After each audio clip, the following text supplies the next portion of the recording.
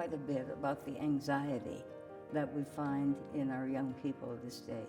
I find that there are children who are anxious, and I wish they could somehow have the opportunity to learn how a peaceful, non-hectic life can help them to be less anxious. I think perhaps if we were a little less committed to too much activity and too much noise and too much keeping up with what everybody else is doing, if we could have just peaceful time.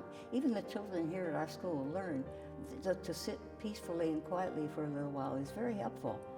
People differ in their different needs. There are some people who need much more activity than others. There are people who need more quiet. And as a person understands that they need quiet, they themselves must find a place of quiet or a state of quiet, wherever that might be. And we have offered that here at our monastery because we have been given this large piece of beautiful land, and we want to share. One cannot keep a gift for oneself. So we want to share our land and our beautiful campus, and we have declared this place to be a place of peace, so that persons who enjoy walking quietly have lots of place to walk. Those who wish to sit quietly, there are quiet places to sit. Those who wish to stay in a kind of little sheltered area, there is a shrine on the place. We have a chapel here, and there are 2 prayer silos.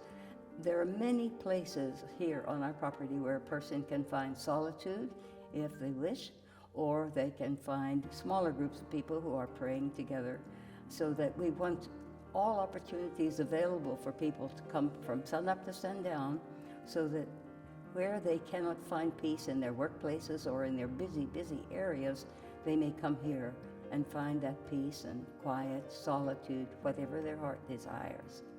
If it's the ground, simply announce your being here. We have people who are on duty. We call the person a portress, the one who watches the door, because we are secure. We are a secure place, and simply to ring the doorbell and say, I would like to walk the grounds.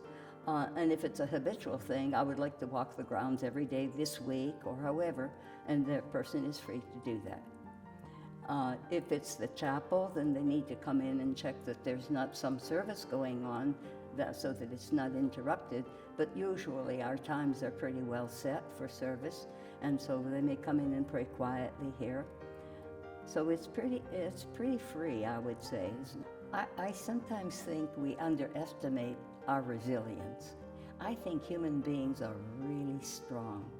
I think all human beings are given inner strength. I've seen it so often, but I think sometimes we give up asking for help in prayer. I think prayer has got to be in our lives, or else with the way things are, with all the scrambling we have to do just to meet the demands of life, it's a wonder that more people don't have nervous breakdowns, really, because there's such a demand on our time and our energy, and constantly.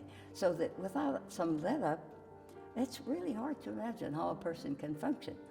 But I think just taking time out to be still and to pray, it's amazing how much inner strength we can call on with God's help, because God gives it to us, I know.